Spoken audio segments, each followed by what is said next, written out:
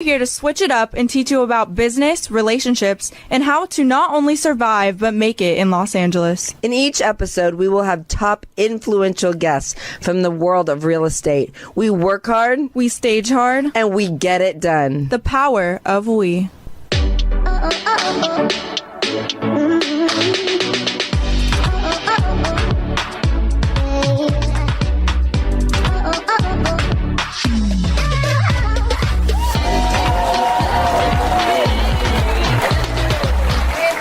Hey Sam, how are you doing? I am so excited today.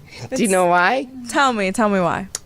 Because you know what? You know how spiritual I am, and life is about full circle for me, Yeah. especially today.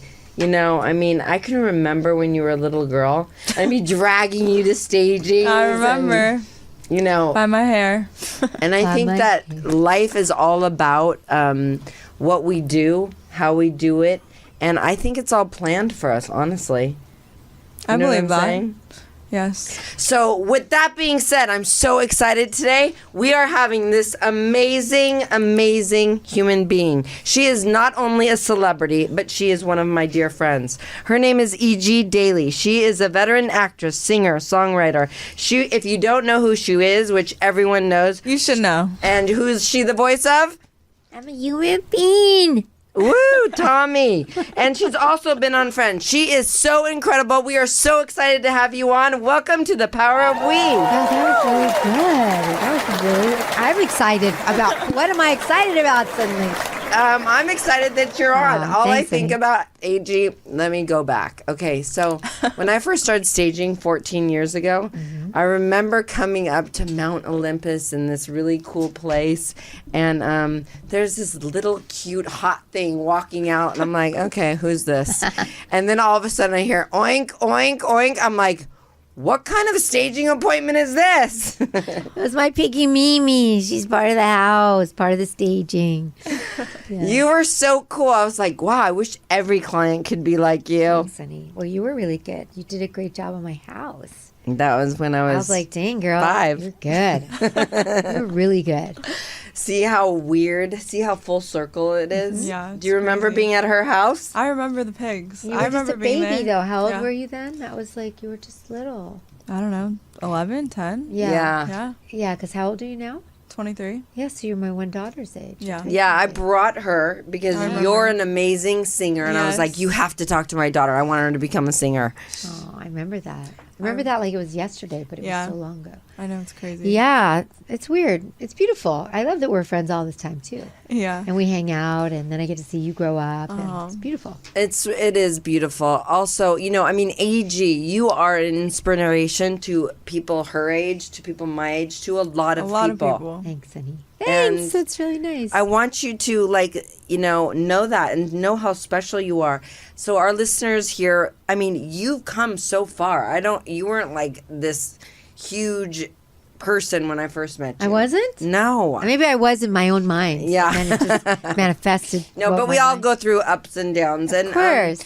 I think it's important to talk about how what you did to get here and how did you How'd you make get it in yeah. Los Angeles. It's a tough place. That's a really good question. Okay, first of all, I grew up in Los Angeles, so I kind of had a little head start. Okay. Because I didn't have to be like, I live in Oklahoma and I want to be a Hollywood movie star and move to Hollywood and figure it out. I mean, I can't imagine how scary that would be to move here from somewhere and not really know where to start. Right. But I think it's so important to just like learn how to follow flow. Like when you're, it's really important. I think that's what I did. Like I lived in Hollywood, so that was where I came from, and all my friends, a couple of my friends had like agents, so I just kind of followed what they did, and I just sort of like I would notice people that had what I wanted, and I would just study them, and I think that's how I started to really apply myself to everything. So like I'd meet some friends, and I'd be like, oh, they all have agents, and they're all working.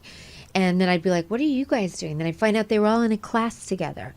So I would join the class. I would be like, I'm going to be in that class that they're in. And then all of a sudden I'd be like, who's your agent? They'd be like, this is my agent. And the next thing you know, I had their agent. And so I think it's really about following your instincts about where your tribe might be and not worrying about the future too much, but really just what's the next indicated thing. The next thing was like get in a class. The next thing was become friends with some of those people that are doing what I want to do. And then sooner or later you start to fall into all the rest of the stuff. And that's what I did. Yeah. I just did, because I didn't grow up in a family that had acting or producers in it. Like my parents were French, Tunisian, North African Jews that traveled here and had no idea about the entertainment business. Yeah. So it's not true too that you can only make it if you're in the business. It's like you just have to follow the little breadcrumbs to what you want. I love what she's saying because that's how I started staging. There you That's go. exactly how Fake I it till started. you make it. That is my motto. Fake it till you make it. It's so true. It That's is. such good advice. I mean, it's incredible. And I mean, you started with me and you were like doing the same thing. She's I just like, just go, threw her go out. do it. Yeah, so you do. Yeah. I mean, what's that saying? Act as if, and then the feelings follow. Like you Yeah. just act as if, and then pretty soon you are that thing. And then, Right. you just have to, But you also, I think there is an important part of you about work-life balance because you're like this incredible mother. You know, obviously, you see, I'm really into my kids, and that's something we bonded about. So tell us a little bit about that. So, I mean, I just think you really I did not want to be that actress that was, I didn't want to be the actress that looked back at my life and was like, wow, I had a great career and I have no kids and no grandkids and no partners and I did not want to be that. I wanted to really make sure that I was just as balanced in my life as far as like family and children. And to me, I don't think I'd be happy no matter how successful I am if I didn't have my kids to look at and go, wow, I really did that. I had these beautiful children. And then, wow, I've been blessed in my career, but I honestly when my career's going great, and if I'm not balanced, I'm not dating enough, or I don't have any kind of my love life's kind of whatever, or I'm not applying myself to any kind of great friendships, or I'm not traveling at all. It's I always say I teach my kids this, if you draw a big box and then you draw 3 lines and 3 lines, like tic-tac-toe. Yeah. And then you have your family, then you have your friends, and then you have your money, and then you have your spirituality, then you have your boyfriends or your relationships. Then you have your work. But it's what happens is people fill their whole box up with work and then leave a little tiny piece of it for maybe a little thing, but then you wonder why you're empty or you have depression or you have anxiety. Mm-hmm. And it's because you're not filling your box with balance. So then it's really easy to fall into I have anxiety, I'm depressed, I don't want to be here anymore. Well, why don't you want to be here anymore? Because why would you want to be here? You're not free. You're not living free and full and abundant. Yeah. You're living small and you're lacking. So that's why people, I think, get depressed, is because they're lacking in joy. And I could say that for myself, because you're not free when you're depressed. You're not free when you're when you're feeling anxiety or depression. You're not free and so the key is find your happy. Find happy in all the ways. Yeah. Incredible advice. And animals is a big one for me. Yeah. Like pets, and you guys saw it. Yeah. Pigs and animals and dogs. rescue. Yeah, you're all about the rescue. All about. Yeah. I mean, I'll call her. She's like, I'm rescuing dog. I'm like, what? Yeah, because they're so innocent. Because they can't. They're vulnerable and innocent, and they want us to take care of them, and then people are abusing them and stuff, and so then they're awful. I'm so confused, they don't understand. So it's my mission is to do great things for them. That's amazing. That's amazing. And is your kids involved in that as Always. well? They've been, they couldn't help it because, when you live with your mom, I would always rescue a dog, bring it home. And then if you see the pictures of each dog we rescued, there isn't a time of the day where they're not one or the other isn't lying with it here, sleep napping with it here, playing guitar with it on its lap. There was always rescuing going on in my house, and my kids are just naturally. Tyson was driving up Doheny, up in the mountain, in the hills, the upper side of Sunset, my daughter, and it was 2 a.m, and she was going to spend the night at her friends, and she thought, no, I'm just going to go home because I got to work out early in the morning. She never goes home. She usually stays with her friend because it was 2 a.m. Yeah. But for some reason, her instincts were I think I'm just going to sleep home tonight. And it's good she did, because she was driving down Doheny, and it was far up, and she sees a little old dog wobbling in the road with a leash dragging. A very sickly old little dog. That would have been eaten by coyotes or would have died. And she called me and said, Mom, I found this dog. And she looked around. There was no one around. And there was just a homeless encampment of people below. And she was like, is this your dog? And they were like, no. We think somebody stole the dog and just dumped it because it was dying or old. So we took it, and then now it's doing really well. Oh, good. Oh, that's incredible. Yeah, it's doing really Look well. at that heart you have. You have such a big Big heart. heart. I think that's where some of this passion for your career comes from. What do you think? I think it's all part of that same thing. I'm just always trying to be happy. What's your favorite part you ever had? I think doing the episode of Friends was really iconic and fun, because I was on Friends. And And no, how was it Smell Like working Cats with on. them? Well, I was like, it wasn't even about being on Friends. For me, that was exciting. But I always tell people the story, it's funny, but I just had a baby like 2 days before, 4 Really? days before. And my agent calls and goes, they want you to go to the set. It was 8 o'clock at night. They want you to audition for something for Friends. They need a singer or guitar player to co-star. And I was like, I just had a baby. And they're like, can you just go anyway? I'm like, I don't have a babysitter. And I was like, no one's here. And they were like, just go anyway. So I brought the baby in a little car seat and a guitar in a guitar case. And I plopped them both down in the office. It was dark and late at night. There was a casting person in there. And then I sang, and then I ended up getting it. But I had to show up on the set. I booked it, which was crazy. Showed up on the set. They said, come tomorrow, because I was replacing someone. That's why it was so late at night. So they said, show up on the set tomorrow. When I got to the set, like, everybody was like, you're going to be on Friends. Just like you. Like, how was it working with the Friends? And all I kept thinking was, they walked me to the stage, and they said, we're going to introduce you to your director. And I was like, oh, cool. And then Robbie Benson, who, when I was young, I don't know if you remember him. He was in a movie called Ice Castles. He was an actor. And he was so darling. And I had such a crush on him. And all I know is they're like, Robbie Benson's your director. And I was like, oh, my God. Robbie Benson's my director. And that was like it for me. Like, the friends were great, and they were all sweet and fun. But Robbie Benson was it for me. That's incredible. Yeah. Well, I've seen you really blow up lately. I know you've blown up before, but what do you think? Now, right? What do you think is like when I'm like, wait, that's my friend? Wait, I want to know, what was it like being on the Kelly Clarkson show? I mean, that was like a pretty big blow up. Yeah, I huge. mean, not everybody can get on Kelly Clarkson. No. But EG does. What happens course. is, but you know me, it's been going for so long. I've been doing career stuff for decades. Right. And so I've kind of just been in this flow of just like, I know there's ebbs and flows. There's moments where it's very kind of like where I'm not blown up, but I'm still doing the work. I'm still out there swimming and making things happen and doing art. It's just that I'm not visible in those moments. Sometimes you're underwater swimming. And so sometimes there's those moments. So like all of a sudden Rugrats got a reboot with Nickelodeon and Paramount Plus. So they were like, they're starting to I was just getting all this press. Like people wanted to talk about the reboot of this iconic show. And then the person I was working with for press was like, oh, Kelly Clarkson would like to have you on the show or whatever. You'd like to be on the Kelly Clarkson show. My publicist at the time was like, we got you on Kelly Clarkson.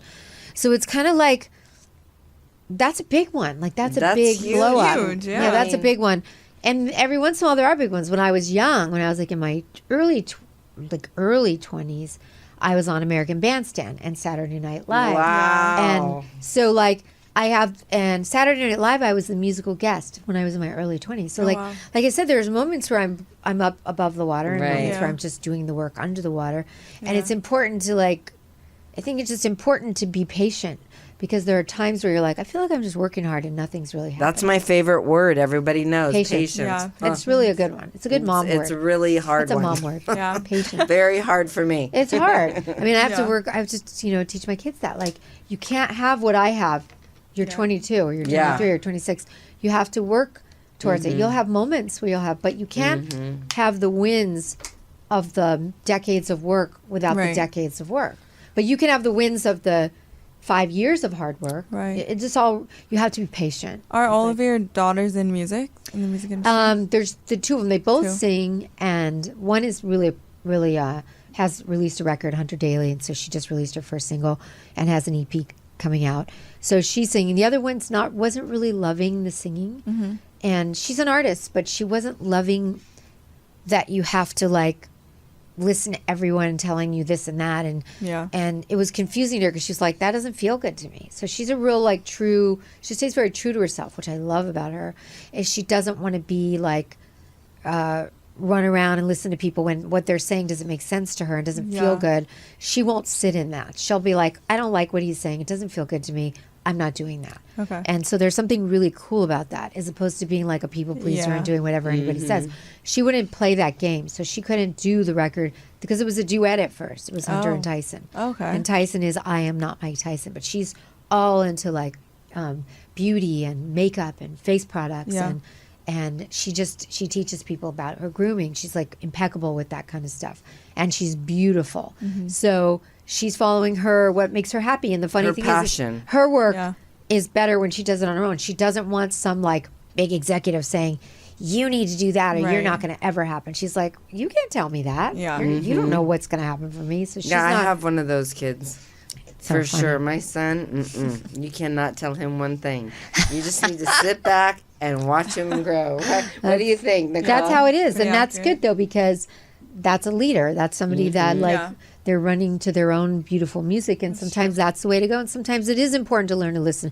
I still want to be teachable. I still will listen to people. I'll listen to a homeless person sometimes. And that guy said something like, the ceiling is on, you're walking on the ceiling is on top of you. It said some weird thing like that. And I'm just like, what does that mean? Like, I'll still try to like process, process what weird, because I think messages come in all forms. Different ways, So I just think like, what is he trying to say? Yeah. There's a ceiling on my sky. That's what he said. There's a ceiling on your sky. There's a ceiling on your sky. And that means like, oh, I could be freer, but there's something blocking me. Like, that was profound, but that's how I read it. So I think there's always an opportunity to read something magical in everything. So I think you need to be teachable too. As I'm sitting here looking at you, isn't it? It's weird. I like came in for staging and we became friends and now you're on our podcast. Yeah. And, it's all about connection. That's I what really that's what think, it is. and I mean, you've taught me a lot through these years. And you're Well, always... you've taught me a lot too. Yeah, I know. Because you're a mama bear. Yes, I'm a mama bear. Yeah, and you're a successful mama bear. It's good. And it's just been so fun to get to know you and watch you grow. Yeah. And I think that, the listeners that are listening, something you said is so important, especially for the young people, is that patience. Patience is so important. I mean, I just didn't become one of the top staging companies. I worked You worked really hard. ass off. You really did work hard. I years was. and years. It was not easy. Yeah, and just but like you still any managed to be dating in the middle of all that. Always. I know. EG knows a lot of my stories. I love it. And I do too, but my dating is just like whacked. So I'm really looking forward to like, I am looking forward to that, like having that part of my life now be like grounded a little bit more because it gets old being single too long. Yeah. Yeah. I hear ya. Yeah, but we're in the ring. We're duking Yes. It's just so nice to have you here. So, I guess, people that are listening, especially the young audience, I mean, you kind of told them a little bit, but what is the one thing, if you could think of one thing that they should do? They're here in Hollywood. They're from Oklahoma. They're from Idaho. What They want to should they become do? like, They an want to actor, be singer, because there's a lot of people that want to. I'll tell you. You know what I'd say? Be really good at what you do. Don't just think about, I want to do this thing and I'm going to go to Hollywood and I'm going to mingle with people and I'm going to become famous. Be really good at what you do, because when the opportunities come to you, you want to feel good about your work. You want to feel confident. So when somebody offers you a role or you book a role, you don't want to be that person that's feeling deathly insecure and you're just mortified and you're embarrassed and you feel awful. So my thing was like, I always applied myself to being the best at what I could do. Like, I wanted to be a great actor. I wanted to be able to do lots of different roles. That's what I do. I wanted to be I wanted to be the best singer I could be for myself. Right. So I studied the best singers and I learned from the best because I want to be good. So I think what I would tell people is like, really apply yourself to being good at what you do, because you can get all the opportunities in the world. But if you're not good at what you do, they're going to come and go. Yep. But if you're really talented and you apply yourself to what you're really good at and you listen, and sometimes you might think you're really good at this, but you're like getting a little tap on the shoulder like, do this thing. This thing might be good for you. And you're like, no. I'm going to do this. This is what I'm going to do. And you're getting this like, but try this. Look over here. And you're like, no. And then sometimes you need to look over there, because that's what I did with voiceover. I was so fixed on being an actress, singer, and mom, and I was all that. Yeah. But one day somebody tapped me on the shoulder and said, you should try voiceover. And I was like, I'm not a cartoon. I don't know how to do that. But I didn't say that. I turned around and I said, oh, well, tell me what you got. And he's like, I'm an agent. You should go on this audition for a cartoon. And I was like, that's fun. I'll try that.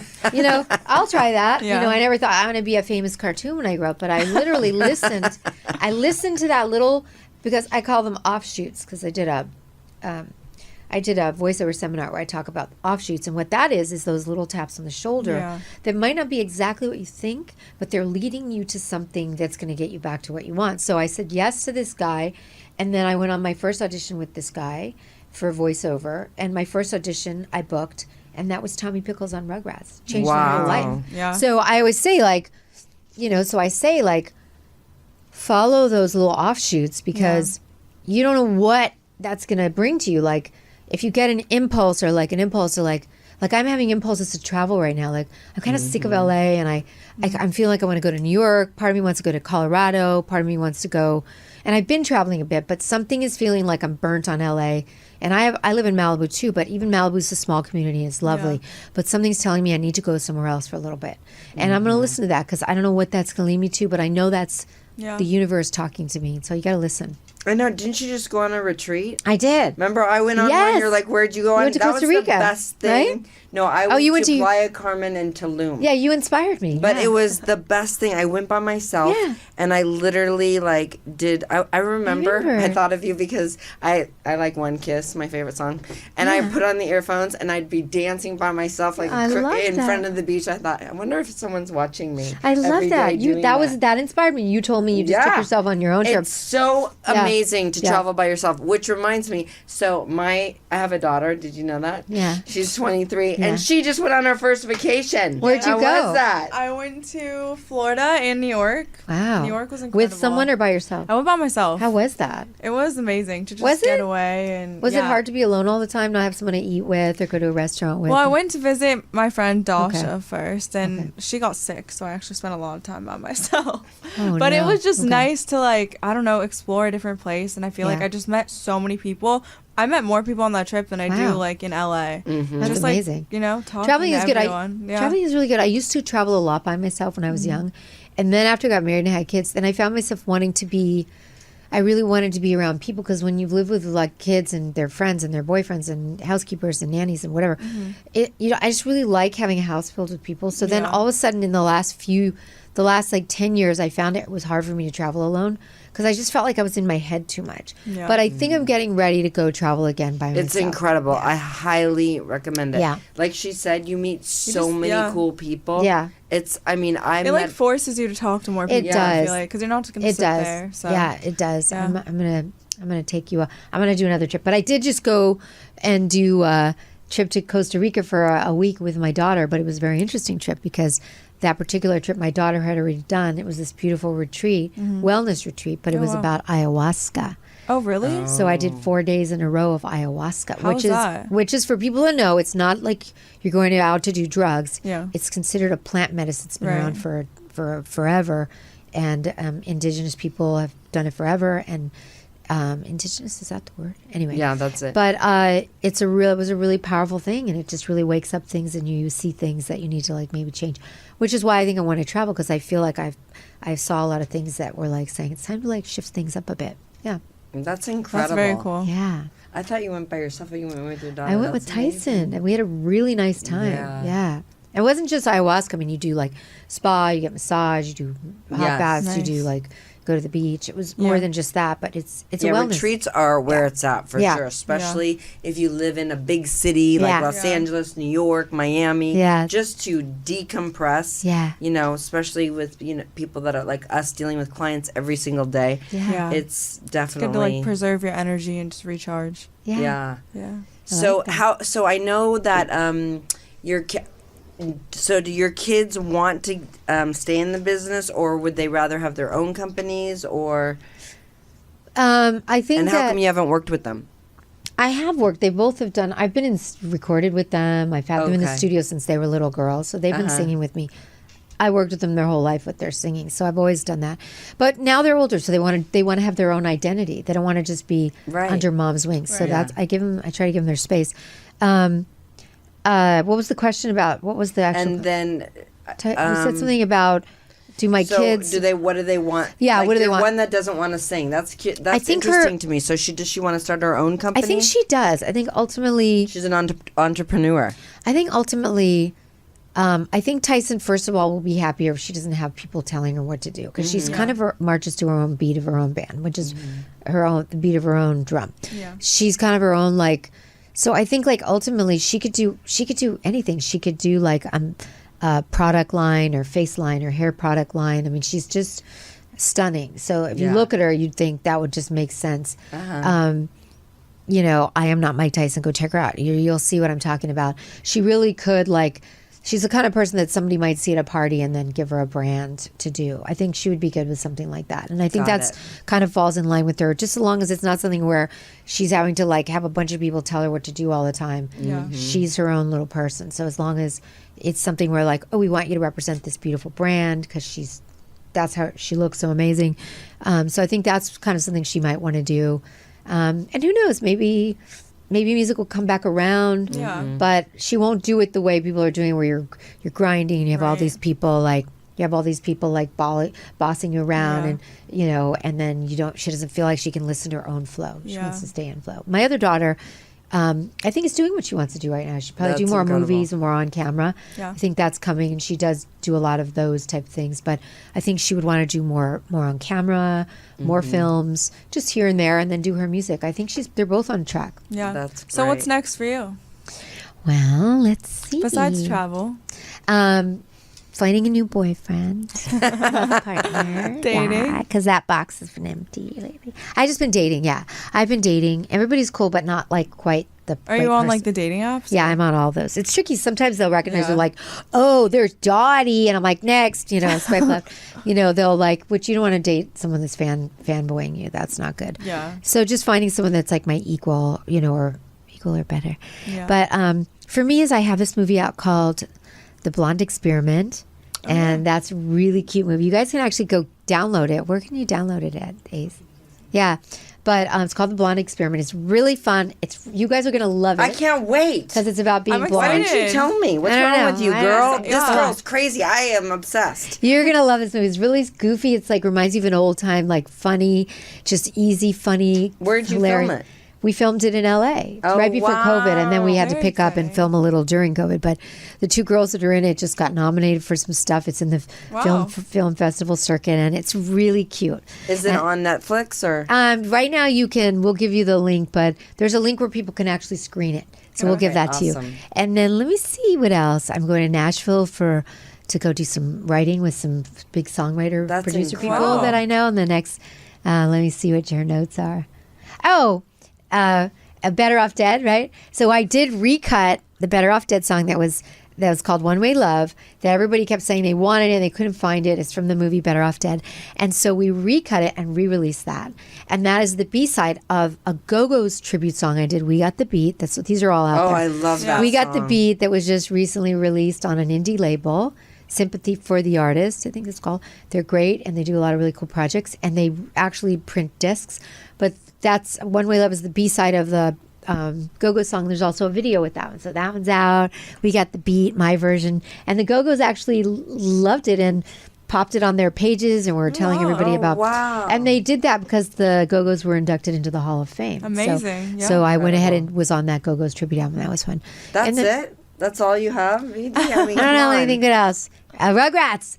My God, she's so good. My assistant Ace is so good. I just want to bring her. Sit her yeah, I mean, what I know. Come here, Joe. Just show them who you are. Mention that. I was like, hello, where are you? Oh yeah, Rugrats. This is huge. So Rugrats just got picked up for their second season of a brand new reboot. Incredible. That's on Paramount. Thank you, Paramount Plus and Nickelodeon, which is so great. And the episodes are so incredible. So I'm in the studio recording those, which I can do sometimes in my little booth in Malibu, or I do at Nickelodeon. Which I love that little booth in Malibu. I know, it's so cute. I do them at Nickelodeon, which is in Burbank. I just did one yesterday. So that's amazing. And then I'm on some episodes of some other shows that are coming out. Is that one show out yet, Grimps? I can't say yet.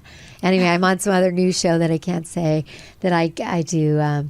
I drop in. It's a network animated show. So I like, yeah, there's a lot of good stuff. Like, actually, now you and you're healthy. And you're healthy. Thank wow, God, yeah. I'm so excited you came on. This was amazing. You're on with my beautiful daughter. And I'm so glad. It's like what I say in the beginning. It's all full circle. It is. And I'm happy to be on it. And thanks for having me. So thank you so much for being on The Power of We. Yes, thank you so much for coming on. You're welcome. We are now very I want to know blessed. what color that lipstick is. It's so beautiful. That's a good question. I love it. Our makeup artist, MAC. Gina from Gila. Yeah, Gina's the best. Give her a shout out.